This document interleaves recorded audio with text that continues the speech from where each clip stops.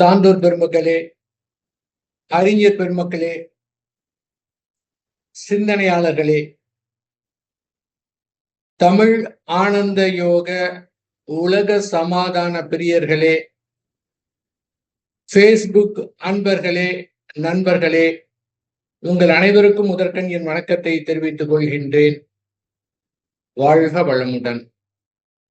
அனைவரும் இனிதே வாழ்க, வாழ்க வளமுடன்.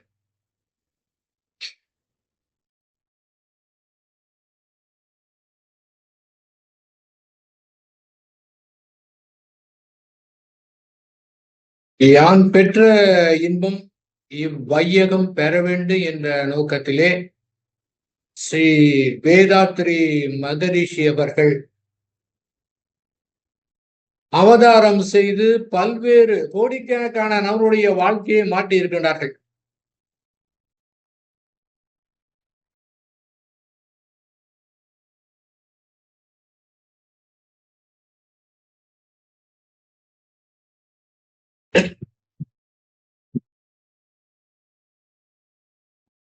அதாவது எப்படி சொல்வது அப்படின்னு தெரியல. அந்த மாதிரி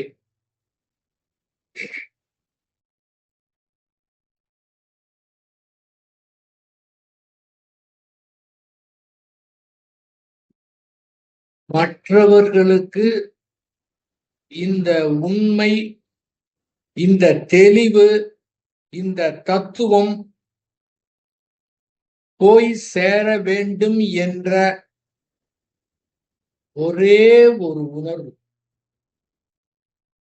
வேற எதுவுமே தேவையில்லைங்க. பணம் தேவையில்லை, திறமை தேவையில்லை, ஆற்றல் தேவையில்லை, எதுவுமே தேவையில்லை. அந்த நிஜமாகவே வேற எதையும் எதிர்பார்க்காம, புகழை எதிர்பார்க்காம, பொருளை எதிர்பார்க்காம, மக்களுக்கு சேரணும் என்ற ஒரே உணர்வு தான். அந்த உணர்வு தான் இயற்கை ஸ்ரீ வேதாத்ரி மகரிஷி அவர்களை கருவியாக பயன்படுத்தி உலக மக்களுக்கு நன்மையை செய்து கொண்டிருக்கின்றது, நன்மை செய்ய போகின்றது, உலக சமாதானம் வரப்போகின்றது. அந்த செலக்ட் பண்றதுன்னா எப்படி? அந்த உணர்வு இருந்தா போதுமானது. இங்கு ஒரு தனி மனிதர் என்பது அவரு கிடையாதுங்க. அந்த ஞானி என்பது கூட கிடையாது. அதுக்கு மேல ஏதாவது பேர் இருந்தா சொல்லணும். உரைநடையில இருக்கக்கூடிய தத்துவத்தை படிக்கணும், புரிஞ்சுக்கணும், ஞாபகம் வச்சுக்கணும். ஆனால் கவிதை என்ற போது அதனுடைய முதல் வரியை நாம நினைத்துட்டாவே அந்த கவிதையில என்னென்ன கொடுத்துருக்காங்க அப்படி எல்லாம் நமக்கு விளக்கமா தெரிஞ்சிடும். ஆனால் உரைநடையும் போது ஒரு தலைப்பு கொடுத்தாங்கன்னா திரும்ப நல்லா படிக்கணும், திரும்ப திரும்ப நினைத்து பார்த்தா நமக்கு புரியும். ஆனா கவிதை அந்த மாதிரி இல்லை.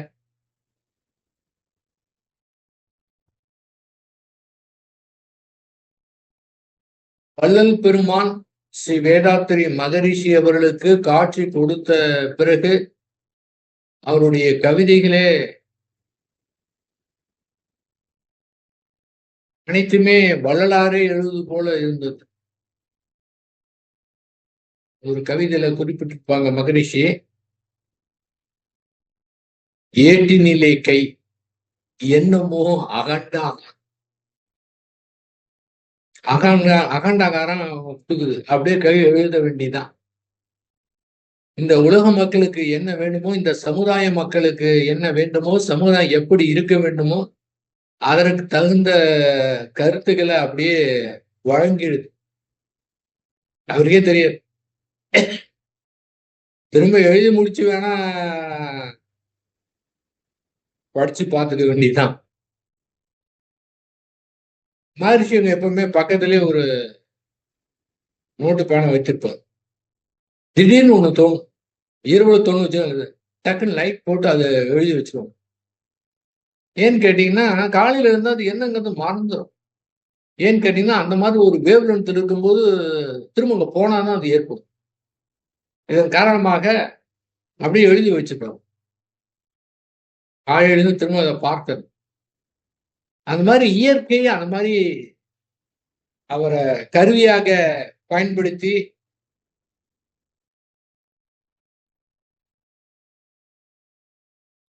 பல்வேறு ரகசியங்களை அந்த கவிதையிலே புதைஞ்சிருக்குது.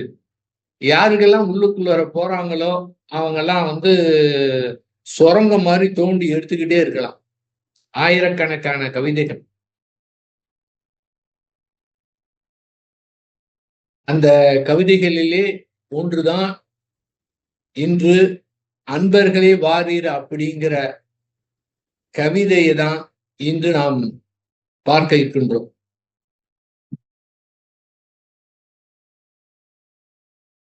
அன்பர்களே வாரீர்னா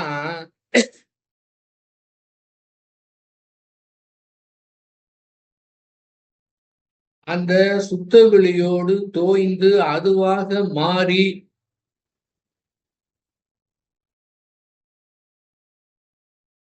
அதுதான் அன்பே தெய்வம் சொன்னாங்க, அறிவே தெய்வம் சொன்னாங்க.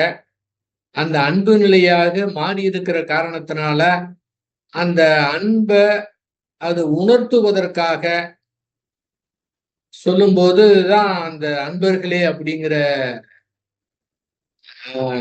வார்த்தையே வரும். அன்பர்களே வாரி,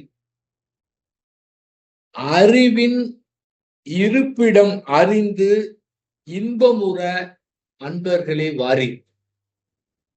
அறிவனுடைய இருப்பிடம் உணர்ந்தாதான் இன்பமுறை. எதுக்காகன்னு கேட்டீங்கன்னா இன்பமுறை எப்போதும் அந்த இன்பத்திலே திளைப்பதற்காக. அப்ப அறிவனுடைய இருப்பிடம் எது? எல்லா இடத்துலயும் அறிவு இல்லாத இடமே கிடையாது. அத்துணையுமே அறிவு இருக்குதுங்க. அந்த அறிவுதான் துல்லியமாக ஒரு ஒழுங்குமுறையோடு இயங்கிக் கொண்டிருக்கின்றது. சுத்தவெளி அசைந்த நாள்ல இருந்து இந்த நாள் வர அனைத்துமே மிக அற்புதமாக துல்லியமாக ஒரு ஒழுங்குமுறையோடு இயங்கிக் கொண்டிருக்கின்றது. எல்லா இடத்திலுமே அறிவாக இருக்கக்கூடியது. அந்த அறிவாக இருக்கக்கூடிய காரணத்தினால்தான் துல்லியமான ஒரு செயல் விளைவு தத்துவத்தை கொடுக்க முடிகின்றது. அறிவில்லாதது எதுவுமே கிடையாது. அத்துணையுமே அறிவாகத்தான் இருக்கின்றது. இருந்தாலும் மனிதனிடத்திலே 6வது வரி என்று ஒன்று இருக்கின்றது. அந்த சுத்த வெளிதான் தெய்வம்னு சொல்லலாம், எதை வேணாலும் சொல்லலாம். உலகத்துல இருக்கிற அத்துணை பேருமே அத்துணை மதமே எதை சொன்னாலும் அது ஒன்றைதான் குறிக்குது. நம்ம கூட வேற ஒரு பேர் கூட வச்சுக்கலாம். புதுசா நம்ம ஒரு பேர் வச்சு அதை குறிக்கலாம். ஆக எதை குறித்தாலும் அந்த சுத்த வெளியை தான் குறிக்கின்றது. அந்த அறிவு தான், அந்த சுத்த வெளியை தான் நம்மிடத்திலே அறிவாக இருக்கின்றது. எல்லா இடத்துல அறிவு இருந்தாலும் இந்த 6வது அறிவு படைத்த மனிதனிடத்திலே அறிவாக இருக்கின்றது. இந்த அறிவை கொண்டுதான் அந்த நிலையை அடையணும். அந்த அறிவனுடைய இருப்பிடத்தை அறியணும். இந்த அறிவுக்கு ஏதாவது கொடுத்தா அது என்ன சொல்லும்? அது புகழ், பொருள், புலன் இன்பம் என்னென்னலாம் இருக்கும் அத்தனையும் கொடுத்தா என்ன தோணும்னா எனக்கு இன்னும் வேணும் இன்னும் வேணும்னு தோணிக்கிட்டே இருக்கும். எதுவா இருந்தாலும் எவ்வளவு கொடுத்தாலும் சரி இன்னும் வேணும் இன்னும் வேணும்னு சொல்லிட்டு இருக்கு. ஆனால் உண்மையாகவே அறிவுக்கு வேண்டியது என்னவென்றால் அந்த சுத்த வெளியை தெரிந்து கொண்டு அதனோடு அறிவோடு அறிவாக மாறி அந்த அறிவனுடைய இருப்பிடத்தை உணரும். அதாவது இத தத்துவமா சொன்னா அதை எப்படிதான் புரிய வைப்பது? எவ்வளவு பேர் சொல்லியிருக்கிறாங்க, எத்தனை பேர் சொல்லியிருக்கிறாங்க. நீயே மெய்ப்பொருள்னு சொல்லி இருக்கிறாங்க, நீயே கடவுள்னு சொல்லி இருக்கிறாங்க. சில பேர் கண்டுபிடிச்சவங்க நான் கடவுள்னு சொல்லி இருக்கிறாங்க. ஸ்ரீ வேதாத்திரி மகர்ஷியுடைய குரு பரஞ்சோதி மகான் நான் கடவுள்னு ஒரு புத்தகம் எழுதியிருக்கிறாரு. ஓஷோ அவர்கள் ஒரு குறிப்பிட்ட ஸ்டேஜுக்கு பிறகு தன்னை பகவான் என்று அழைத்துக் கொண்டார். மகரிஷி அவங்க என்ன சொல்றாரு, நான் கடவுள்னா நானும் கடவுள் அப்படின்னு சொல்றாரு மகரிஷி. நானும் கடவுள்னா எல்லாருமே கடவுள் தான். என்னங்க இது மாதிரி பேசுறதுனால இப்ப ஏதாவது புரியுமா? நான் கடவுள்னா எப்படி புரிஞ்சுக்கிறது? நான் கடவுள்னு திரும்ப திரும்ப சொல்லிக்கிட்டே இருக்கிறதா? அது மாதிரி நடக்குமா? அப்ப அறிவினுடைய இருப்பிடத்தை தெரியணும். இப்ப நான் தான் கடவுள்னா கடவுளுக்கு அந்த அருட்பேராற்றலுக்கு அந்த சுத்தவெளிக்கு என்ன மாதிரி பவர் இருக்கு அதெல்லாம் கிடைக்குமா அப்படின்னா அது மாதிரி கிடையாது. எல்லா இடத்துலயும் இருக்குது, நீக்கம் வந்திருக்குது. அதை தவிர வேற ஒண்ணுமே இல்லை புரிஞ்சுக்கிட்டா போதும். அப்புறம் அது மட்டும் ஏதாவது நடத்துதா என்ன? அது இருக்கிற இடம் தெரியாம இருந்து நடத்தி கொண்டிருக்கின்றத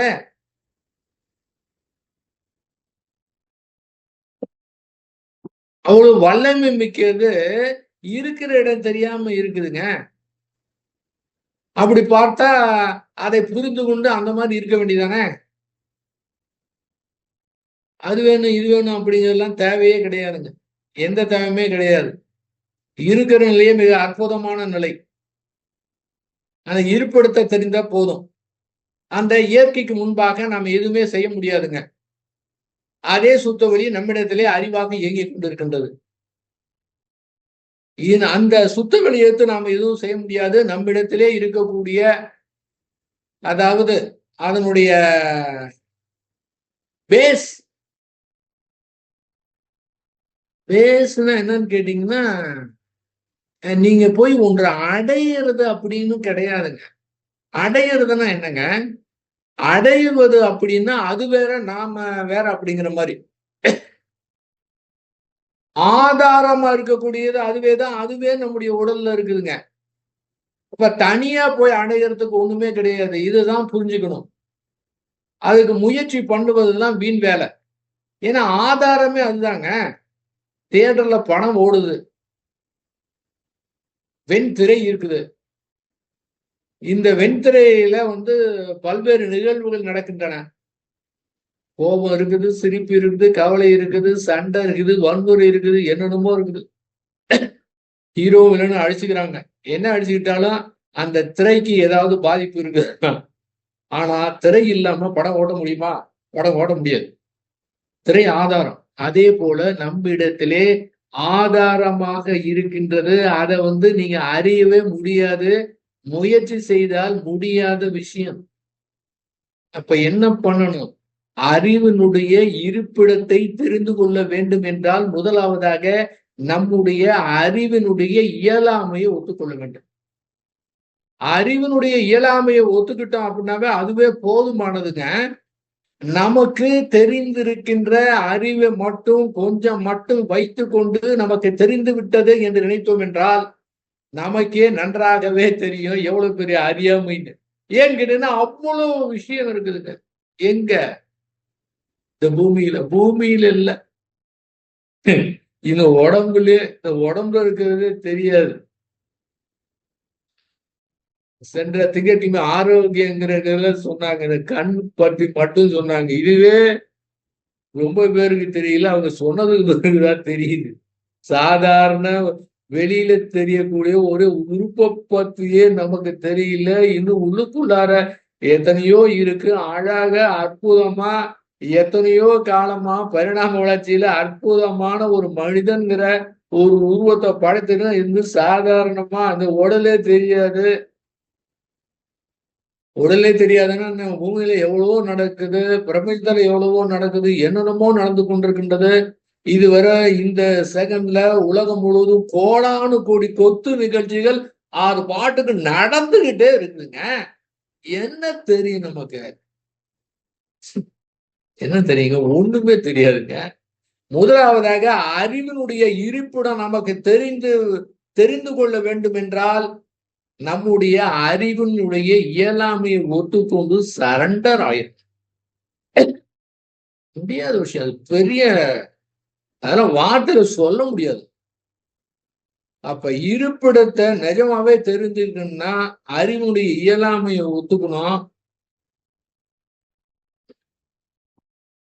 எல்லாமே தெரிஞ்சுக்கிட்டு அப்படியே சர்வ சாதாரணமா ரொம்ப அப்படியே அமைதியா அப்படியே மௌனமா பார்த்தா கண்டுபிடிக்க முடியாத மாதிரி மகரிஷி இருக்காருன்னா அவர் அதை தெரிந்து கொண்டு விட்டார். அந்த இருப்பிடத்தை தெரிஞ்சிட்டாரு. அதை தெரிஞ்சுக்கிறதுக்கு தான் அவரு கூப்பிடுறாரு. அதாவது அந்த நிஜமா தெரிஞ்சுக்கிட்டா அது என்ன மாதிரி இன்பமா இருக்குன்னு தெரியுமா?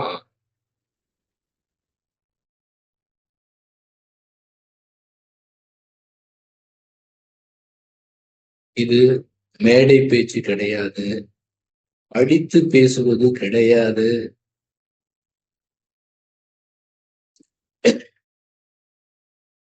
நான் இத இன்னும் எடிஃபை பண்ணி சொல்வதற்கு விரும்பவில்லை. அவ்வளவுதான். அந்த அறிவினுடைய இயலாமையை ஒத்துக்கொண்டு விட்டோம் என்றால் அந்த இயற்கை இடத்திலே சரண்டர் ஆகிட்டோம்னா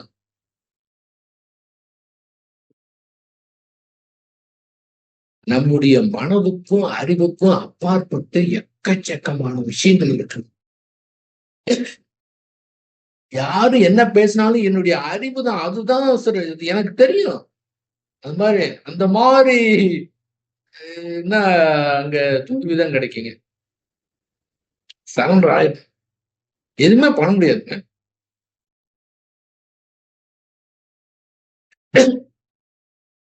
புறத்துல வேணா காரியம் செய்யலாம் அறிவை கொண்டு.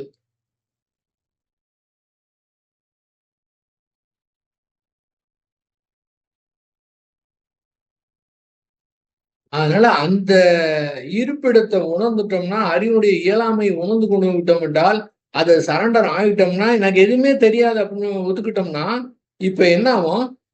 இப்ப என்ன ஆகும்னா, அந்த இயற்கையா மாறும்போது அந்த நேரத்துல அது பாட்டு இன்சிடென்ட் கொடுத்துக்கிட்டே இருக்குங்க. நீங்க எப்படி செயல்படலாம். வாழ்க்கையை அனுபவிக்கிறது கூட அது உதவியா இருக்கும். அற்புதமா உதவி செய்யுங்க. எனக்கு தெரியும்னா, சரி தெரியுமா நீ செஞ்சுட்டு போ அப்படின்னு விட்டுடும். அப்படி கூட அது விடாதுன்னு வச்சுக்கோங்க. செய்து பல்வேறு அனுபவங்களை கொடுத்து பிறவிதோறும் அடி கொடுத்து புரிய வச்சு என்னென்ன பண்ணுமோ அது ஷேப் பண்ணிக்கிட்டே இருக்குங்க. என்ன அற்புதமா ஷேப் பண்ணும் தெரியுங்களா? எவ்வளவு பேர் இருக்கிறாங்க, எத்தனை கோடி மக்கள் இருக்கிறாங்க, அத்தனை பேர் வந்து சேரல. யாராருக்கு எப்படி கொடுத்தா எப்படி புரியும்? முடியலையா? தூக்கிடு, அடுத்த வர வா. அப்ப பிறவிதோறுமே தொடர்ந்து வரக்கூடிய இதுல நடந்து கொண்டு இருக்குதுங்க. அதனால பிறவியெல்லாம் வேஸ்ட் பண்ணவே நான் இப்பவே அதனுடைய அறிவினுடைய இயலாமையை புரிந்து கொண்டு ஒத்துக்கிட்டோம்னா எப்பவுமே இன்பமா இருக்கலாம். உண்மையாகவே அறிவினுடைய இருப்பிடத்தை தெரிந்து இன்பமா இருக்கலாம். அதுக்குதான் வாங்க. யாருங்க வாங்கன்னு கூப்பிடுவாங்க. நமக்கு ஏதாவது ஒரு தெரிஞ்சதுன்னா சரி அது வேணாம், அந்த இதுக்கே வேணாம். அவரு கூப்பிடுறாரு வாங்கன்னு சொல்றாரு. என்ன ஒரு பரந்த உள்ளத்தோடு கூப்பிடுறாருன்னா அதை புரிந்து கொண்டு நம்ம போகணும்.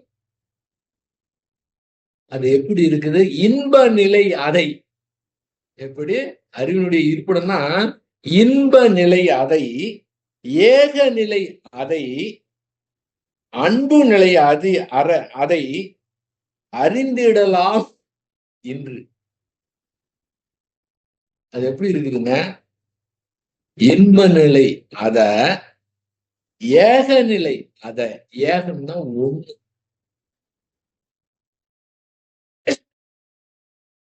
பிரபஞ்சம் முழுவதும் கூர்ந்து பார்த்தோம்னா, எல்லாத்தையும் பார்த்தோம்னா ஒன்று போல் இன்னொன்று நிச்சயமா இருக்கும்.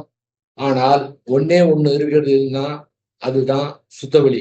அது மட்டும்தான் ஒண்ணு இருக்குது. அங்க ரெட்டையே கிடையாது, ரெட்டைத்தன்மை கிடையாது, ஒன்றே ஒன்றுதான் இருக்குது. இதுதான் ஒன்னஸ் அப்படின்னு சொன்னாங்க. அந்த ஒன்னஸ் எப்படி கிடைக்கும்? நம்பிக்கை வச்சா அவன் நம்பிக்கை வரும். அன்பு வச்சோம்னு வச்சுக்கோங்க, ஏதோ நினைச்சுக்கிட்டு இருக்கோம் அன்பை பத்தி பேசுறோம், ரொம்ப நல்லாதான் இருக்கும்.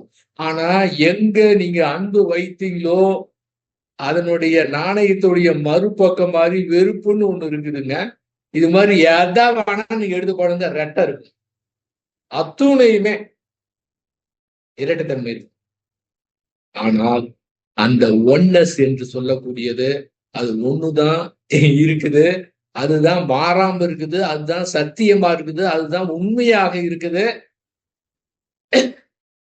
அதை தெரிந்து கொண்டோம் என்றால் அந்த ஒன்னஸ்க்கு போயிடலாம். ஒன்னஸ் அப்படின்னா ஒன்று இல்லாம போறது கிடையாது. அதுவும் இருக்கும். ஆனா ஒன்னஸுடைய தன்மை எப்படி இருக்கும், அந்த தன்மையெல்லாம் நம்மிடத்திலே இருக்கும். எந்த கண்டிஷனுமே இருக்காதுங்க. Unconditioned love. என்னுடைய பையன், என்னுடைய மகள். அது மாதிரி இல்லாம உலகத்துல இருக்கிற அந்த வயதுடைய அத்தனை பேருடைய இதுலயும் நம்முடைய பையனுக்கு மகளுக்கு எப்படி நினைக்கிறோமோ அதே போல அந்த வயது ஒத்து இருக்கிற அத்தனை பேருமே எந்தவித எதிர்பார்ப்பும் இல்லாம அன்கண்டிஷன் லவ், அந்த ஏக நிலை ஒன்றாக இருக்கக்கூடியது. தத்துவமே பேச தேவையில்லை. அந்த ஒன்னஸ உணரணும். எப்படி உணர்வது? எப்படி உணர்வதுன்னா, நாம் எதையுமே எந்த உணர்வையுமே நாம பிடித்து வைக்காம ஆறு போல ஓட விட்டோம்னு வச்சுக்கோங்களேன், அது தொடர்ந்து ஓடிக்கிட்டே இருக்குங்க. புத்தம் புதுசா இருக்குங்க. இந்த எல்லை கட்டியது அப்படின்னு இருக்கிறதுக்கு வாய்ப்பே கிடையாது. உண்மையாகவே. அதாவது தன்னுடைய குடும்பம், தன்னுடைய ஊரு, தன்னுடைய ஜாதி, தன்னுடைய மொழி, தன்னுடைய நாடு, இந்த பூமி உருண்ட கூட அந்த மாதிரி கூட கிடையாதுங்க. எல்லாமே அப்படியே ஒன்றாக. ஏன்னா எதையுமே பிடித்து வைப்பது கிடையாது. இதுதான் இப்படித்தான் இருக்கணும், இப்படி இருக்கக்கூடாது என்று மனதை பொறுத்தவரை எதையுமே நினைக்காம அப்படியே விட்டு விட்டோம் என்றால் தொடர்ந்து அது போய்கிட்டே இருக்குங்க. அது நடிகையோ, நடிகரையோ, கட்சியையோ, இன்னும் பிடிச்சவங்களை அது கூட இல்ல, இன்னும் குரு கூட இல்ல. தெல்ல தெளிவாக எதையுமே பிடித்து வைக்காத ஒரு தன்மையிலேயே அப்படியே விட்டு விட்டோம் என்றால், நம்முடைய வரக்கூடிய உணர்வுகளை எதிர்த்து போராடாமல் அப்படியே விட்டு விட்டோம் என்றால் அந்த தன்மை நம்முடைய இயல்பாக மாறிடும். ஆனால் ஒன்று நினைவு வைத்துக் கொள்ள வேண்டும், இந்த இடத்திலே நாம் செய்வதற்கு ஒன்றுமே கிடையாது. இத சொல்றத கேட்டு அந்த மாதிரி விடணும், ஆறு போல ஓட விடணும்னு என்று முயற்சி செய்தோம்னா கிடையாது. அங்க முயற்சியே தேவை கிடையாது. அந்த சுத்தவெளி ஏக நிலை ஏதாவது செய்து கொண்டிருக்கின்றதா? ஒண்ணுமே செய்யலைங்க. தான் அசையாமல் இருந்து கொண்டு அத்துணையும் அசைக்க வைக்கிறது. என்ன பவர் பாருங்க. தான் அசையாமல் இருந்து கொண்டு அத்துணையும் அசைக்க வைக்கிறது. ஒண்ணுமே செய்யறது இல்லையே. அதே தாங்க, அந்த அறிவு தாங்க இங்க இருக்கு. அப்ப அந்த இயற்கை நமக்கு எதற்காக வந்திருக்கின்றது என்றால் நம்முடைய நன்மைக்காக வந்திருக்கின்றது. நன்மைக்காக உணவுகளை கொடுத்து கொண்டிருக்கின்றது. வேற யாருக்காவது இந்த அற்புதமான மனம் என்று எங்கேயாவது இருக்குதா? யாரிடத்திலே இருக்குதா? இந்த கோடானு கோடி நட்சத்திரங்கள் அடங்கிய, கோடானு கோடி சூரிய குடும்பம் அடங்கிய அந்த மாபெரும் விரிந்து பரந்த உலகத்துல இந்த பூமியில இருக்கிற மனிதனுக்கு மட்டும்தான் மனம் என்ற ஒரு அற்புதமான அழகான இயற்கையை ரசிக்கக்கூடிய, உணர்வுகளை ரசிக்கக்கூடிய அற்புதமான அந்த மனம்னு ஒண்ணு எப்படிங்க அது வந்தது? அழகுங்க, ஆச்சரியங்க, என்ன அற்புதம் பாருங்க. மனம் இல்லைன்னா கோடானு கோடி சூரியன்கள் சுற்றி கொண்டிருக்கின்றன. கரெக்டா துல்லியமா 365 காலம் நாள் பூமி சூரியன் சுற்று. இது மாதிரி எல்லாம் ஒழுங்கா கரெக்டா மிஷின் மாதிரி சுத்திட்டு கிடக்குதுங்க. அதுக்கு ஏதாவது தெரியுமா? ஏன் சுத்துறேன்னு தெரியுமா? ஆனால் மனிதன் இந்த பூமியிலே இருக்கக்கூடிய சின்ன இடத்துல ஒரு சின்ன ஒரு உருண்டைங்க. இந்த உருண்டையில இருக்கக்கூடிய எத்தனை மனிதர்கள் 700 கோடி பேர் இருந்தாலும் அந்த மனதின் மூலமா தான் இது எல்லாத்தையும் ரசிக்க முடியும். நாங்க பிறந்தனுடைய நோக்கமே இந்த பிரபஞ்ச ரகசியத்தெல்லாம் தெரிந்து கொண்டு அழகாக வாழ்வதற்கு தாங்க நாம பிறந்து இருக்கிறோம்.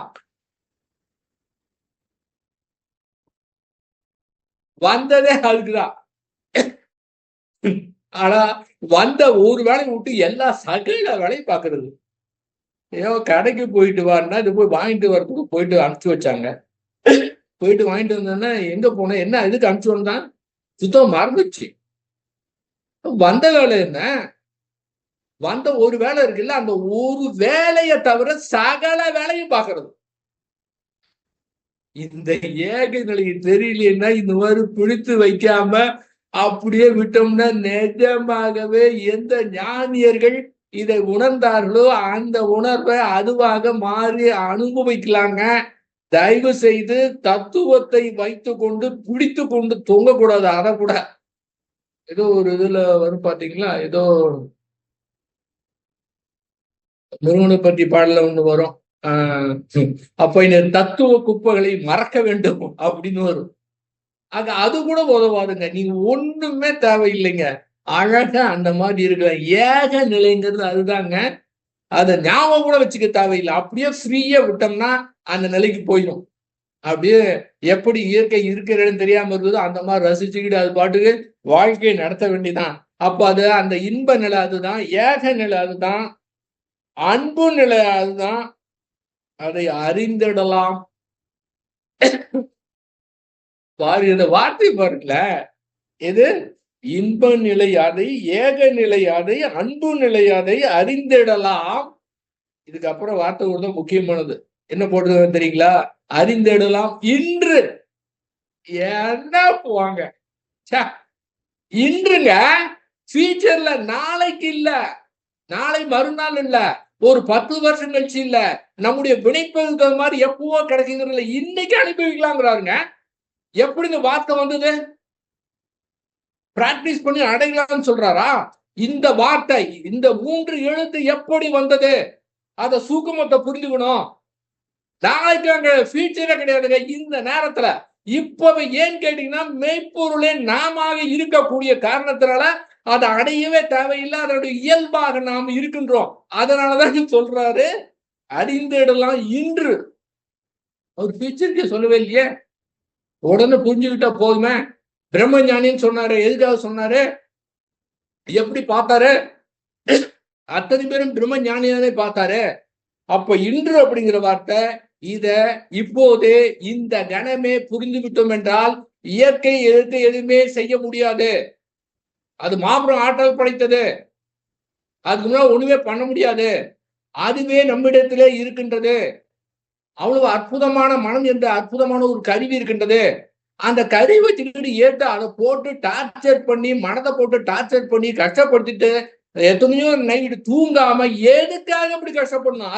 அதுக்காக கொடுத்துருக்கு அந்த மனதை. அழகா ரசிக்கிறதுல கொடுத்துருக்குங்க இயற்கை. இதை புரியாம என்ன கஷ்டப்பட்டுக்கிட்டு இருக்கிறோம் பாருங்க.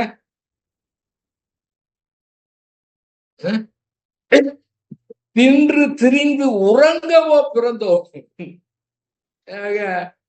விலங்குகள்லாம் இருக்குது, சாப்பிடுது, கண்ணாப்பிடு தெரியுது, நல்லா தூங்கிட்டு இருக்கு. நம்ம அதுக்காக பிறந்தோம். தின்று திரிந்து உறங்கவோ பிறந்தோம். அதுக்காக பிறந்திருக்கிறோம். சாப்பிட்டு நல்லா தூங்குறது, கண்ணா பின்னா திரிகிறது, வீட்டுல கூட இருக்கிறது இல்ல. ஒரு 3 நாள் விட்டா ரோடே டிராபிக்கா இருக்குது. யாருமே வீட்லயே இருக்க மாட்டாங்க போல இருக்கு. எல்லா ஹோட்டலும் ஒரே கும்பலா இருக்குது. எல்லாரும் வீட்டுல சமைக்கவே மாட்டாங்க போல இருக்கு. தின்று திரிந்து உறங்கவோ பிறந்தோம் என்று நினைந்ததால் ஏன் என உணர்ந்தோம். வேதாத்திரி மகிழ்ச்சி கிட்ட வந்ததுனாலதான் தின்று திரிந்து உறங்க இதுக்கெல்லாம் பிறக்கல. இத அந்த மாதிரி நினைத்த காரணத்தினால ஏன் என்று உணர்ந்தோ. உணர வச்சவர் யாருன்னா ஸ்ரீ வேதாத்திரி மகரிஷி. அவர்கிட்ட வரலன்னா இன்னும் இந்த ஜூம் மீட்டிங் அட்டன் பண்ணாம தின்று திரிந்து உறக்கிட்டு இருப்போம். மனித பிறகு அதுக்கு அல்ல, இதுக்காக பிறக்கல, அந்த புலன் இன்பத்துக்காக பிறக்கல. அறிவினுடைய இருப்பிடத்தை அறியும் போது என்ன மாதிரி இருக்கு, இதெல்லாம் ஒரு இன்பமா? இது தத்துவம் அல்ல, வாய் பேச்சு கிடையாதுங்க. நிஜமா அந்த அந்த இனிமை அவங்க சொன்ன அந்த நேருக்கு நேரம் அவர் எதுக்கு அன்பர்களை வாரி அதை அனுபவிக்கணும். அவர் என்ன ஏக்கத்தோட அவர் கூப்பிடுறாருங்க, அதை அனுபவிக்கணுங்க. அப்ப இயற்கை எதிர்த்து போராடாமல் இருந்தாலே போதும், அந்த நிலை கிடைத்து விடும். ஆகவே அதாவது ஆரம்பத்துல எனக்கு பாத்தீங்கன்னா பயங்கரமா தூக்கம். தூக்கம்னா தூக்கம். 10 மணிக்கு படுத்தா 6 மணி கூட எழுந்திருக்க முடியாது. விட்டாயம் கூட தூங்கிட்டு இருக்கலாம். ஏன்னா அறிவித்தூர் கோயில் கரு அறுத்துட்டு போய் கேட்டு நான் தான் திறக்கணும். அதுக்காக எழுந்திருக்கிறது. அப்போ விட அப்படி தூக்கம் வரும். அப்ப என்ன சொல்ல வச்சேன், இந்த மாதிரி தூக்கம் வருது, ஒரு 4 மணிக்கா எழுந்து தியானம் பண்ண எவ்வளவு முன்னேறலாம், ஏன் அப்படி தூக்கம் வருது அப்படின்னு. இது ஒரு சீசனா. இன்னொரு சீசன் 2 மணிக்கெல்லாம் முழிப்பு வந்துடும். தியானமும் வராது, தூக்கமும் வராது. மனதுல அது பாட்டுக்கு அந்த ஒரு ஏக்கம் இருக்கும். எப்ப ஒரு சொன்ன அந்த ஞானம் அடையிறது. அப்ப ஞானம் அடையினா தியானம் பண்ணல, தியானமும் வராது. அந்த ஏக்கம் மட்டும் அப்படியே என்ன போ இதான் வரும். இந்த உண்டு திரிந்து உறங்குவோ புறந்தோ அப்படின்னு தூக்கம் வராது. இது ஒரு சீசன். அப்ப என்ன தோணும், இந்த மாதிரி போட்டு ஓட்டிக்கிட்டு நான் தூங்கினாவே நல்லா இருக்க மாட்டேங்க, எதுக்கு இந்த மாதிரி கஷ்டப்படும் தோணும். திரும்ப அடுத்த சீசன் நம்ம நினைச்சதுக்கு மாதிரி திரும்ப தூக்கம் வரும். அதனால அது எதுவுமே இல்லாம ரொம்ப சர்வ சாதாரணமாக இயற்கையாக அழட்டிக்காம டென்ஷனே ஆகாம அப்படியே நம்மிடத்திலே என்ன இயல்பு இருக்கின்றதோ அந்த இயல்பை அப்படியே ஏற்றுக்கொண்டு வாழ்ந்தோம்னா அழகாக அது புரியும். இது பெரிய ஒரு விஷயமே கிடையாதுங்க. ஏன்னா இயற்கை அவ்வளவு மிக எளிமையா இருக்குங்க. அதை அடைவதற்கு நிஜமா தன்னை அடைவதற்கு அது கடினமான பாதையை வைத்திருப்பதற்கு வாய்ப்பே கிடையாதுங்க. அவ்வளவு ஈஸியா இருக்கு. இவங்க எத்தனை பேர் அப்படியே சட்டார்ந்து புரிஞ்சிருக்கிறாங்க. அவ்வளவுதான், ஒரு செகண்ட்ல புரிஞ்சிருக்கிறாங்க. அதனால ரொம்ப ஈஸியானது. அன்றாட வாழ்க்கை அறிந்து அனுபவிக்க, அன்றாட வாழ்க்கை நிஜமாகவேங்க போட்டு குழப்பிட்டு இருக்க கூடாது. ஒவ்வொரு வாழ்க்கையிலும் ஒவ்வொரு நிகழ்வும் நடக்குதுன்னா அது சர்வசாதாரணமா நடக்குதா? அற்புதமா செயல் விளைவா நடக்குது. இந்த நிகழ்வு மூலமாக இயற்கை எனக்கு என்ன பாடம் கற்றுக் கொடுக்கின்றது? நம்முடைய வாழ்க்கையில மட்டும் இல்ல, நீங்க ரோட்ல நடந்து போனீங்க, இயற்கை அப்படியே அந்த சீக்கிரட்டை அப்படியே கொடுத்துக்கிட்டே இருக்குங்க. அதை பார்த்தீங்கன்னா அது என்ன சொல்ல வருது அப்படின்னு பளிச்சுன்னு நம்முடைய மூளையில அடிக்குங்க, மின்னல் மாதிரி. அப்ப அன்றாட வாழ்க்கைய ஏங்க வாழ்க்கை கொடுத்துருக்காங்கன்னா எவ்வளவு ஜாலியா இன்பமா ரசித்து வாழ்க்கை நடத்தலாம். ஆனா என்ன ஆகுது, எப்படி இருக்கு, எப்படி கஷ்டப்பட்டு இருக்கிறாங்க. அன்றாட வாழ்க்கையை அறிந்து, வாழ்க்கைன்னா என்னன்னு அறியணும், அறிந்து அதை அனுபவிக்கணும். அதுதான் நம்ம பிறந்திருக்கோம். அனுபவிக்க அடுத்த வரிய பாருங்க, இன்றேனும் விரைந்து எழுச்சி பெற்று உய்வில். இன்னைக்காவது ஏப்பா எத்தனையோ பிறவியா வந்துட்ட, திரும்ப திரும்ப வந்துகிட்டு இருக்க, செக்கு மாடு மாதிரி சுத்திக்கிட்டே இருக்கிற, இன்னைக்காவது அது கூட பாருங்க, இன்றேனும் இன்னைக்காவது விரைந்து, சீக்கிரமா, லேட்டு கூட இல்லை, இன்றேனும் விரைந்து எழுச்சி பெற்று உய்வீர். உயிர்னா உயிரோடு நல்ல வாழ்க்கை நடத்துங்க, நன்றாக இருங்க, வாழ்க வளமுடன் சொல்ற மாதிரி. இன்னைக்காவது தூக்கம்தான். தூக்கம்னா என்னங்க, நான் நைட்டு தூங்குற தூக்கத்தை சொல்லல. வேலை பார்த்துட்டு அதுல ஒரு விழிப்பு நிலையே இல்லாம ஒரு செக்கு மாடு சுத்திக்கிட்டே இருக்கு, அது பாடு சுத்திக்கிட்டே இருக்கு. அதுக்கு எதுக்காக சுத்துறோம் கூட தெரியாது. அந்த மாதிரி செய்யற வேலையெல்லாம் தூக்கத்துல செய்யறது. பிசினஸ் பண்ணாலும் சரி, ஆபீஸ் போனாலும் சரி, வீட்டு வேலை செஞ்சாலும் சரி, செக்கு மாடு மாதிரி அப்படியே என்ன செய்யறேன்னே தெரியாது. அந்த உணர்வோடு நம்ம செய்யறதுல அப்படியே ரொம்ப என்ஜாய் பண்ணி, அதுல உணர்வோடு, முழுமையான உணர்வோடு அது இருந்தா அது எப்படி இருக்கும்? சரிங்க, எல்லா வேலையும் விட்டுருங்க, எல்லாம் கஷ்டம். ஆபீஸ் போறது, சமைக்கிறது, பிசினஸ் பண்றது, படிக்கிறது, என்னென்ன உலகத்துல பிரச்சனை இருக்கோ எல்லாமே கஷ்டமானதாங்க. இது ஒண்ணு மட்டும் செஞ்சு பாருங்க, என்ன சுகமா இருக்கு பாருங்க. என்ன தெரியுங்களா? ரொம்ப ஈஸி. நம்ம 3 வேளை செய்யறதுதான். என்ன தெரியுங்களா? சாப்பிடுறோம் பாத்தீங்களா? நீங்க நிஜமாவே நீங்க டெஸ்ட் பண்ணி பாருங்க. அப்படியே வேற எந்த நினைப்பும் இல்லாம, அதாவது அந்த உணவை கையில எடுத்துக்கொண்டு அந்த உணர்வோடு இந்த உணவு ஒரு கைப்பிடி உணவு வருவதற்காக உலக மக்கள் எத்தனை பேர் தங்களுடைய உழைப்பை கொடுத்திருக்கின்றார்கள். நாத்து விட்டது, அது தண்ணி பாய்ச்சது, களை பறித்தது, திரும்ப நட்டது, தண்ணி பாய்ச்சது, களை பறித்தது, அறுத்தது, களத்தம்பேட்டு கொண்டு போனது, அதை டிரான்ஸ்பர்ல கொண்டு போனது, ரைஸ் மில் கொண்டு போனது, அரைச்சது, வேற இடத்துக்கு வந்தது, கடையில வந்தது, கடைக்கு வீட்டுக்கு வந்தது, இதே 2 மணி நேரம் 3 மணி நேரம் சமைச்சது. அடையப்பா எத்தனை பேருடைய உழைப்பு இங்கே இருக்கின்றது. அத்தனை பேருக்கு நன்றி சொல்லிவிட்டு அப்படி அந்த உணர்வோடு நன்றாக அந்த உமிழ் நீரோடு சேர்த்து நாம் சாப்பிடுங்கிற உணர்வோடு நன்றாக மென்னு அசைத்து சாப்பிடுறங்கிற உணர்வுக்கு வேற எங்குமே இருக்கக்கூடாது. அப்படி சாப்பிட்டோம்னு வச்சுக்கலாம். ஆஹா, உலகத்திலேயே சூப்பரான தியானம் அதுதான். வேற தியானம் செய்யறதுக்கு டைம் இல்லைங்களாம். ஆனா இதுக்கு டைம் இல்லைன்னு சொல்ல முடியாது. எப்படி 3 வேளை சாப்பிடதான் போறோம். அப்படி ரசிச்சு அப்படியே சாப்பிட்டா பாருங்க, மெதுவா மென்று அழகா சாப்பிட்டா பாத்தீங்கன்னா சீக்கிரமே வயிறு ரொம்பிரும். ரொம்ப கூட சாப்பிட முடியாது.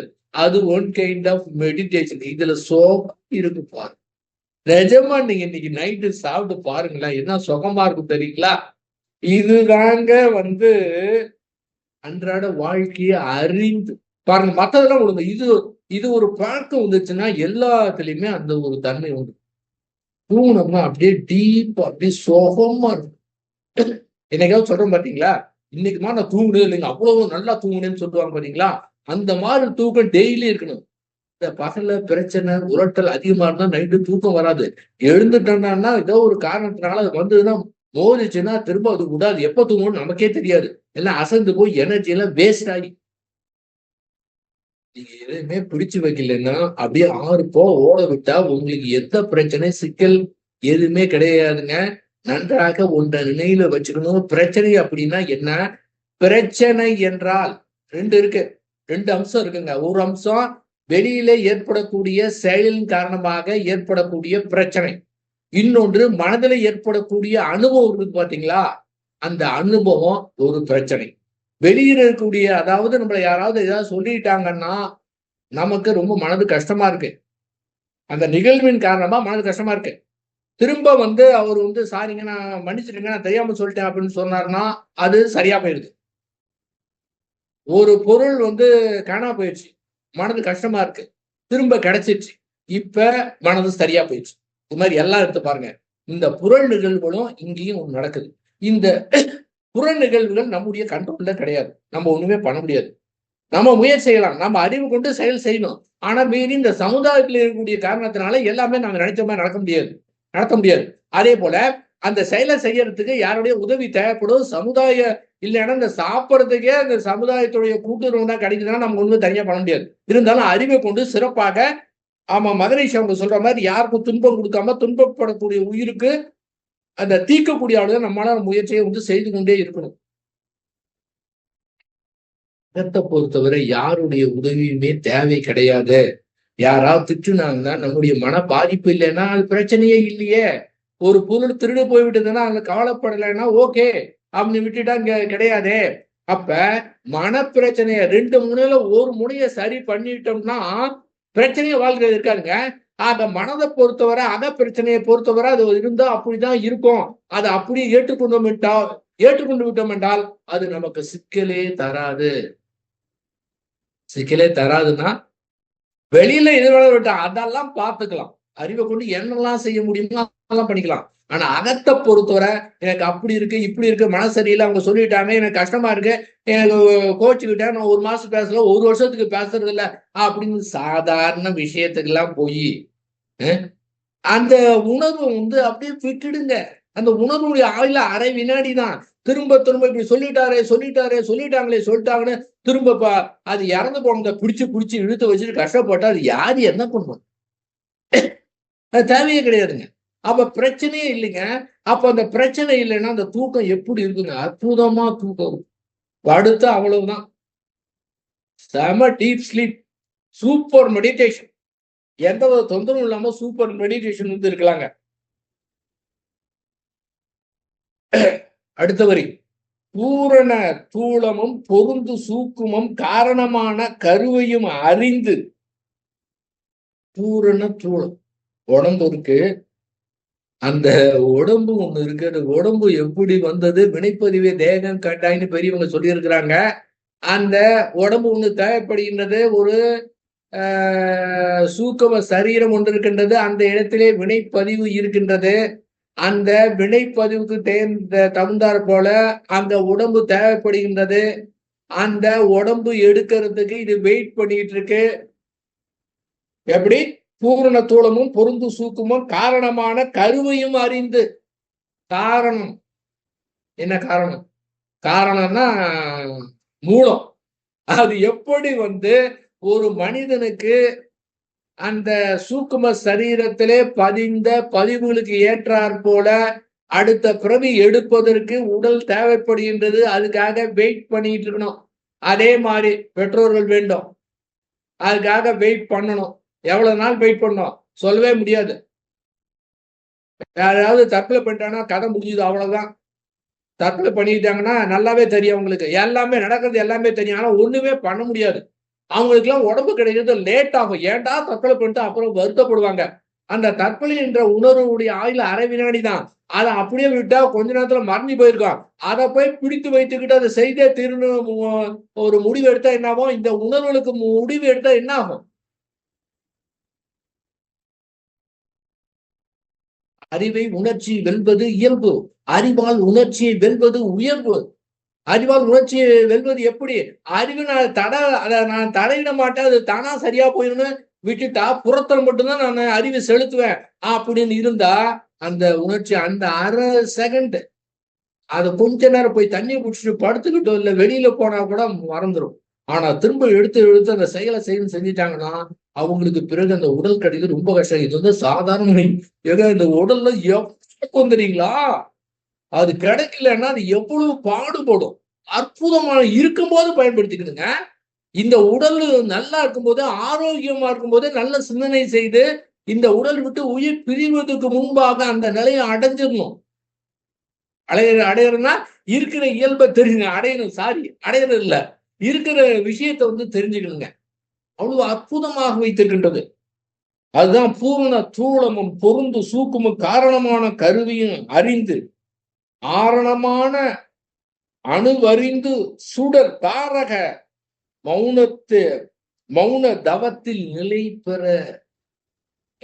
மௌன தவத்தில் நிலை பெறும்னா நிஜமாகவே அந்த மாதிரி ஆறு போல ஓட விட்டு எதையுமே பிடிச்சு வைக்காம இருந்தா தொடர்ந்து அது ஓடிக்கொண்டு இருக்கிற காரணத்தாலே மௌனத்துல என்ன மாதிரி உணர்வு ஏற்படுமோ அதே உணர்வு அதே நிலை எப்ப வேணாலும் இருக்கலாம். 24 மணி நேரம் இருக்கலாங்க, தூங்குனாலும் இருக்கலாம், சாதாரணமா இருந்தா இருக்கலாம், நம்முடைய வேலைகளை பார்க்கலாம், நம்முடைய கடமைகளை பார்க்கலாம். இதை எல்லாமே பார்த்து கொண்டே அந்த நிலையில இருக்கலாங்க. அந்த மௌன எது அந்த அந்த தாரக சுடர் தாரக மௌன தவத்தின் நிலை பெற. மௌனத்தில் நிலை பெற. மௌனம் களையக்கூடாது, அதுல நிலை பெறணும்ல. அந்த நிலை பெறணும்னா அந்த மௌனம் இருக்கிறோங்கிற உணர்வு கூட இல்லாம அப்படியே எப்பவுமே அந்த நிலையில. இப்ப மௌனம் இருந்தோம்னா ஒரு 10 நிமிடம் மௌனம் இருக்கிறோம்னா அது ஒண்ணுமே இல்லாம சும்மா இருக்கிறதுக்காக. அதுக்கு பிறகு அது கூட தேவையில்லை. எப்பவுமே நீங்க பேசிக்கிட்டே கூட மௌனம். ஏங்க பேசாம இருக்குதான் மௌனங்கிறாங்க, என்னங்க பேசிக்கிட்டே மௌனம் இருக்கலாங்கிறீங்க? பேசிக்கிட்டே மௌனம் இருக்கலாம். மகரிஷி எல்லாம் எப்படி இருக்கிறாருங்க? அப்படியே அவர் பேச ஆரம்பிச்சாருன்னா அவர் என்னங்க சாப்பிடுறாரு? காலை ஒரு இட்லி, மதியம் அந்த வயதான காலத்துல 108 அரிசி மதியம், சாயந்தரம் ஒரு மேரி பிஸ்கட் டீ, நைட்டு ஒரு சப்பாத்தி, இத்தனையும் சாப்பிட்டு இந்த மாதிரி பேசணும்னா எப்படிங்க? அதனோடு இணைத்து விடுவார். பாத்தீங்கன்னா இந்த மைக்குக்கு அங்கிருந்து ஆற்றல் கிடைக்க இவருடைய இப்ப நான் பேசுனா என்னுடைய எனர்ஜி கொஞ்சம் உடம்புடைய எனர்ஜி வந்து போகுது, கொஞ்சம் இருமல்லாம் வருது. மகரிஷி பேச ஆரம்பிச்சாருன்னா அப்படியே கண்ணை மூடிட்டு அந்த கனெக்ஷன் கொடுத்தாருன்னா அங்கேயும் இந்த மைக்கு இங்க உடம்புல துளி கூட எனர்ஜி வேஸ்ட் ஆகுது. நேரடியா கனெக்ஷன் கொடுத்தா அது பாட்டுக்கு பாடு வந்துகிட்டே இருக்கு. அங்க இருக்கிறவங்க மக்கள் எத்தனை பேர் இருக்கோம்னா அத்தவங்களுடைய மனதில் என்னென்னலாம் இருக்கோ, என்னென்ன சண்டையா இருக்குதோ அதுக்கு எல்லாத்துக்கும் அப்படியே ஸ்ட்ராங்காக அப்படியே ஊடுருவி அந்த உயிரை ஊடுருவி தாக்கி அப்படியே அதை கொடுக்குங்க. அப்ப புரியலன்னா கூட ஒரு குறிப்பிட்ட காலகட்டத்துல அந்த தாக்குனது அவங்களுக்கு அப்படியே வந்து புரியும். அந்த மாதிரி அவர் பேசிக்கிட்டே ஒரு மௌன நிலையில தான் இருக்கிறாரு. அந்த மௌன தவத்தில் நிலை பெற, வார்த்தையை பாருங்களேன், நிலை பெற, அது களையக்கூடாது. நிலை பெற எப்பவும் அதனோட கணைச்சி இருந்து கொண்டுதான் இருக்குதுங்க. எப்பவுமே அறுபடாமல் இருந்து கொண்டு இருக்கின்றது. அதைத்தான் நாம் புரிந்து கொள்ள வேண்டும். தாரக மௌன சுடர் தாரக மௌனத்தில் மௌன தவத்தில் நிலை பெற, அதுவே ஒரு தவம். தனியாவே தவம் உட்காந்து பண்ணவே தேவையில்லைங்க. நீங்க செய்யறதே தியானங்க. சாப்பிடுறது தியானம், பேசுறது தியானம், சிரிக்கிறது தியானம், சமைக்கிறது ஒரு தியானம். எல்லாமே அலுப்பா இருக்கா? அது வேலையா இருந்தா அலுப்பா இருக்கும். ஆனா அதற்கு ஒரு முக்கியத்துவம் கொடுத்து அதுக்கு இன்ட்ரெஸ்ட் வரலைன்னா கூட நாம ஒரு இன்ட்ரெஸ்டை ஏற்படுத்தி கொண்டு விட்டோம் என்றால் அதுதான் ஒரு சூப்பர் மெடிடேஷன். நீங்க டிவி பார்த்தா கூட ஒரு மெடிடேஷன் தான். எதுவுமே பாதிக்காதுங்க. இப்படி இருக்கணும் அப்படி இருக்கணும் எந்த கண்டிஷனும் தேவையே இல்லை. அற்புதமாக அதுதான் எந்த கண்டிஷன் என்ன வேணாலும் பண்ணான்னு சொல்லக்கூடாது. என்ன வேணாலும் பண்ண முடியாது. ஏன்னா இயல்பு அங்க இருக்குது, வேற லெவல்ல இருக்குதுங்க. எண்ணுகிற எண்ணங்கள் யாவும் நற்பயனாக மாறும் சொல்றாரு பாத்தீங்களா? அந்த மாதிரி அந்த இயல்பாக வந்துருங்க. அந்த மாதிரி நிலையில நாங்க தவறு பண்றதுக்குலாம் சான்ஸே கிடையாதுங்க. தவறு பண்ணக்கூடாது அப்படிலாம் நினைச்சுக்கிட்டே இருக்க தேவையில்லை, ஞாபகம் வச்சுக்கிட்டு இருக்க தேவையில்லை, இப்படி இருக்கணும் இப்படி இருக்கக்கூடாது அப்படிங்கிற அந்த வார்த்தையே கிடையாது. இயல்பாகவே அந்த மௌன தவத்திலே நிலை பெற்று விட்டோம் என்றால் நம்முடைய வாழ்க்கையை இயல்பாகவே எண்ணுகிற எண்ணங்கள் யாவும் நற்பயன வரும். தனியாக என்ன ஆராய்ச்சி செய்ய தேவையில்லை. ஏன் கேட்டீங்கன்னா இயல்பாகவே அது மாறி இருக்குங்க. அந்த மாதிரி ஒரு நீர் ஓட்டத்துல ஓடியும் போது ரொம்ப அழகாக இருக்கு. அங்க வந்து கவலையே பட தேவையில்லைங்க. இந்த மாதிரி இருந்தா இப்ப எப்படி இருக்கும்? எப்படி இருக்குங்க? எப்படி இருக்குன்னா எத்தனை ஆயிரம் ஆயிரம் இன்பங்கள் இவ்வுலகெங்கும். அப்பதாங்க தெரியும் இந்த எத்தனை ஆயிரம் ஆயிரம் இன்பங்கள் உலகங்க எங்க பார்த்தாலும் இன்பம் தாங்க கொட்டி கிடக்குது. என்ன சொன்னாங்க? எத்தனை கோடி இன்பம் வைத்தா இறைவா, எத்தனை கோடி இன்பம் வைத்தார். அவ்வளவு இன்பமா இருக்கு. எல்லாமே இன்பாங்க. இன்ப தவிர வேற எதுவுமே கிடையாதுங்க. ஒண்ணுமே கிடையாதுங்க. ஏங்க அது எப்படி வேணும், எந்த மாதிரி வேணும் நடக்கட்டுங்க. இங்க மட்டும் பாதிக்காம சுத்த வெளி எங்கேயாவது அசைகின்றதா, பாதிக்கிறதா, ஏதாவது இருக்கின்றதா, அத்துணையும் நடத்தி கொண்டு அந்த இடத்திலே பாதிப்பே வந்து கிடையாது. அந்த மாதிரி நிலையிலே இந்த உலகம் முழுவதும் எவ்வளவு இன்பம் கொட்டி கிடக்குது. நாம தூங்கிட்டா மட்டும் தெரியாதுங்க. நாம தூங்கி எழுந்து விட்டோம் என்றால் எப்பவுமே எப்பவுமே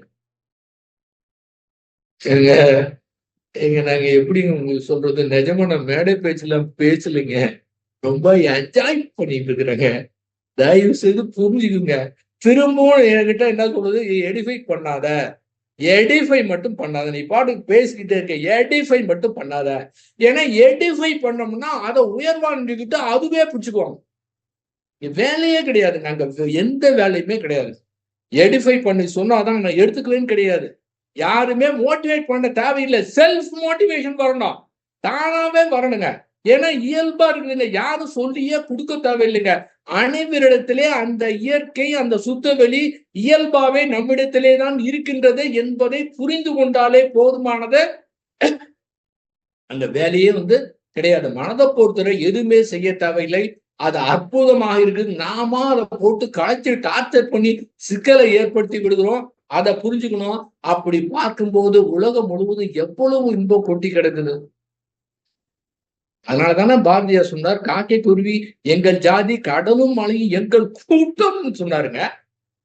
எல்லாமே ஒண்ணுங்க. ஏன் மனுஷன் மட்டும் இல்ல, எல்லாமே ஒண்ணுன்னா அந்த மாதிரி ஒரு இது ஒரு வருதுன்னா அவர் என்ன ஒரு கற்பனையா எழுதியிருப்பார். இப்ப இருக்கிற சினிமா பாட்டுல கற்பனையா எழுதலாம். அவர் கற்பனையே கிடையாதுங்க. அவருக்கு அற்புதமான ஒரு மெய் ஞானி. அப்ப எல்லாமே பார்க்கக்கூடிய தன்மை வந்து என்னங்க? அப்ப இயற்கையை எதிர்த்து போராடாம நம்முடைய மனவுகளை எதிர்த்து போராடாம முடிவெடுத்து புரிந்து கொண்டாலே அந்த நிலை வந்து உடனடியாக இன்று கிடையாது, இந்த நிமிடம் இந்த கணத்துல இது கிடைச்சிருங்க. எத்தனை ஆயிரம் ஆயிரம் இன்பங்கள் இவ்வுலகெங்கும் பேரண்டம் முழுமையும், பேரண்டம் முழுமையும் அதான் மாதிரி சொல்ற பிரபஞ்ச ரகசியத்தை தெரிந்து கொண்டு இனிமையாக வாழ்க்கை நடத்துவதற்கு தான் நாம் இந்த பிறவியை எடுத்திருக்கிறோம். அந்த சுத்தவெளி தன்னைத்தானே ரசித்துக் கொள்வதற்காக எடுக்கப்பட்ட ஒருவன் தான், மனிதன் தான் தன்னைத்தானே ரசிக்கிறதுக்குன்னா அது எப்படி வந்திருக்கு? அப்ப தன்னைத்தானே ரசிக்கல. ஏங்க ரசிக்கிற வேலையை விட்டு ஏங்க இப்படி கஷ்டப்பட்டு இருக்கீங்க? தயவு செய்து நிறுத்திடுங்க, கஷ்டப்படாதீங்க. ஏங்க நீங்க என்ன பேசிட்டு இருக்கிறீங்க? உங்களுக்கு சான்ஸ் கிடைச்சுன்னா எனக்கு எல்லாம் படுற கஷ்டம் எனக்கு தானே தெரியும். அப்படிலாம் கிடையாது. அந்த உணர்வை விடுங்க, அந்த கஷ்டத்தை போக்குன்னு நினைக்காத, அப்படியே விட்டுருங்க, அது ஓடி போயிருங்க. அவ்வளவு இன்பம் கொட்டி கிடக்குது. எதுக்கு இந்த பிறவிய மனித பிறவி எடுத்த பிறகு எதுக்கு வேஸ்ட் பண்ணிட்டு? எதனால் அது? எதனால்னா அத்தன் அருளாட்சி ஆக நிறைந்துள்ளான் அனைத்தும் அறிவை விரித்து துய்த்து இன்பமுற. எல்லாமே அவனுடைய ஆட்சி தான். எல்லாமே என்ன வேணாலும் பேசிக்கிட்டு இருக்கலாம், அது பேசிக்கலாம், இது பேசுறீங்களா? அந்த ஆட்சிக்கு முன்னால ஆட்சியின்றி ஆளுகின்ற ஐயன் திருவுளம் என்ன அப்படிங்கிற மாதிரி அதனுடைய ஆட்சி எங்கேயுமே அதுதான் இருக்குது. எல்லா இடத்துல நிறைந்து இருக்குது. அதுவேதான். அது என்ன பண்ண? அறிவை விரித்து, அறிவை விரித்து துய்த்து. எப்படி பாருங்க, என்ன வார்த்தை பாருங்க. அந்த அறிவை விரித்து துய்த்து. ஏன்னா அதை துய்த்தா சும்மா வந்து அதை நீங்க வந்து திருநெல்வேலி அல்வா நல்லா இருக்குன்னா நீங்க துய்த்து பார்க்காம எப்படி இனிமையா இருக்குன்னு சொல்ல முடியும்ல. அப்ப அறிவை பிரித்து துய்த்து இன்பம் உற அன்பர்களே வகரி. நீங்களும் அன்பு குடும்பமும் நீலாயில் உடல் நலம் நிறை செல்வம் உயர்ப்புகள் மெய்ஞான ஓங்கி சிறப்புற்று. இது வந்தாவே சிறப்பு. இதுல சிறப்புற்று உள்ள நிறைவோடு நிறைவா இருக்கு. நீங்க எப்ப நினைச்சு பார்த்தோம் வச்சுங்களேன், குறை என்பதே காணாதவர்களாக அந்த இரளி தவத்துல நிறைவாக மகரிஷி சொல்லுவாங்க, எப்போதுமே குறை என்பதே காணாதவர்களாக எங்கேயுமே நிறையாக. அப்ப உள்ள நிறைவோடு உள்ளொளி பெருக்கி உண்மை பொருள் உணர அன்பர்களே வாரீர். ஏங்க தேடி தெரிஞ்சுக்கிட்டு இருக்காங்க, எல்லாமே இங்க இருக்குது, இங்க வாங்க, இந்த உண்மை பொருளை உணர்ந்து அற்புதமாக வாழ்க்கை நடத்தலாம். ஆகவே பேஸ் என்னன்னா, இந்த புரிதலை மட்டும் புரிந்து கொண்டு விட்டோம் என்றால் இந்த புரிதலை கூட ஞாபகம் வச்சுக்க தேவையில்லை. அது வேணாலும் விட்டுங்க, எந்த பிரச்சனை வேணாலும் விடுங்க, என்ன உணர்வு வேணாலும் விட்டுங்க, அது அத்துணையும் அப்படியே பிடித்து மட்டும் வைக்காம, எப்படி பிடிச்சு வைக்காம இருக்கிறது அப்படிங்கிற கேள்வி கேட்கக்கூடாது. இது அத்தனையுமே கேட்டீங்கன்னா, அங்க மனதை பொறுத்தவரை நாம் செய்வதற்கு எந்த வேலையுமே கிடையாது என்றால் இந்த பாடலுடைய முழு அர்த்தமும் மிக அற்புதமாக புரிந்துவிடும். அழகாக நம்முடைய வாழ்க்கையை நடத்தலாம், நம்முடைய கடமையை செய்யலாம். நிறைவாக நம்முடைய கடமை என்னவென்றால் அந்த போரில்லாத நல்லுலகம் வேண்டும். அதற்கு என்னென்ன செயல் செய்ய வேண்டுமோ அதுவே இயற்கையை செய்து கொள்ளும்.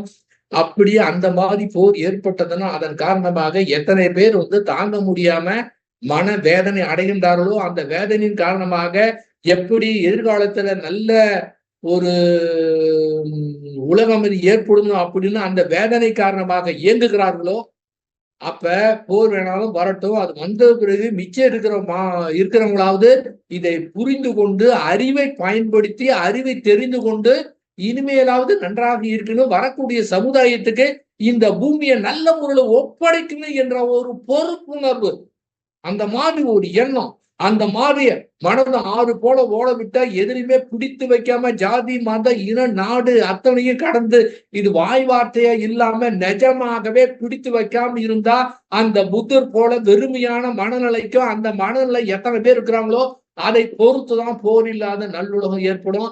அதன் காரணமாக பல்வேறு செயல் நடக்கும். நம்முடைய பிரைம் மினிஸ்டர் கூட நாளை மறுநாள் உக்ரைன் போனார். போன முறை ரஷ்யா போனார். ரஷ்யா இவர் போன அன்னைக்கு என்ன பண்ணாங்க, ரஷ்யா ஒரு ஸ்கூல்ல தாக்குதல் நடத்தி கிட்டத்தட்ட 40 பேர் இறந்து போயிட்டாங்க.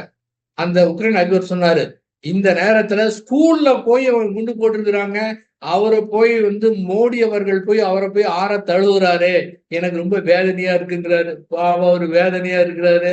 அந்த வேதனை தீர்க்கறதுக்கு இவர் போறாரு. இந்த மாதிரி நடுநிலை வைக்கக்கூடிய நாடு நம்முடைய இந்தியா. இங்கதான் எவ்வளவு பெரிய குருவுக்கெல்லாம் தோண்டி இருக்கிறாங்க. அதை பெருமை பேசி கொண்டு இருக்காம அந்த அந்த புண்ணியத்தை உணர்ந்து அந்த இன்பத்தை அனுபவிக்க நம்ம வரணும். அதை புரிந்து கொள்ளணும். நம்ம அந்த உலகத்துல மாற்றத்தை ஏற்படுத்தணும். நம்ம அந்த மாதிரி சிந்தனைனா அது அது அப்படியே அது சொல் மூலமா கிடையாது. அந்த அந்த ஃபீலிங், அந்த உணர்வு, அந்த ஏக்கத்தை அதை பரப்பணும்னா அது நிச்சயமாக மாற்றத்தை ஏற்படுத்த முடியும். அதே போல போதை இல்லாத தமிழகம், போதையே இல்லாம இருக்கணும் அப்படின்னா இளைஞர்களுக்கு நாம எடுத்து உரைக்கணும். எப்ப சொல்லுவாங்களோ அப்ப கொக்கு மாதிரி காத்துட்டு இருக்கணும். எப்ப பார்த்தாலும் அட்வைஸ் பண்ணிட்டே இருக்கணும். இந்த காலத்துல யாரும் அட்வைஸ் கேட்கறது சான்ஸே கிடையாது. யாரும் கேட்கறதுக்கு அவங்களுக்கு நேரங்களே கிடையாது, பொறுமை கூட கிடையாது. ஆனா நாம கொக்கு மாதிரி காத்துட்டு எப்ப கொக்கு எப்படி காத்துட்டு இருக்கணும் அந்த மாதிரி காத்துக்கிட்டு இருந்து எந்த நேரத்துல சொன்னா கேட்பாங்களோ அந்த நேரத்துல சொல்லி நல்வழிப்படுத்தி இருக்கிறவங்களை மீட்டு நிச்சயமாக அந்த நிலையை நாம உருவாக்கணும் என்று கூறி நண்பர்களே, பாரு உலகம் முழுவதும் எத்தனையோ ஆன்மீக அமைப்புகள் இருக்கின்றன. அது அத்துணையும் உலக மக்கள் நன்மைக்காக தான் வந்திருக்கின்றார்கள். இருந்தாலும் உலகம் முழுவதும் இருக்கின்ற கோடானு கோடி வேதாத்திரி மகரிஷி அவர்களின் சீடர்களே, நண்பர்கள் ஆறுங்கள், மனதை தெரிந்து கொள்ளுங்கள், மனதை அப்படியே விட்டுடுங்க. மகரிஷி கண்ட கனவை நாம் நிறைவேற்றுவோம் என்று கூறி வாய்ப்பளித்தவர்கள் அத்தனை பேருக்கு நன்றி கூறி அமைகின்றேன். வாழ்க வையகம், வாழ்க வையகம், வாழ்க வளம்.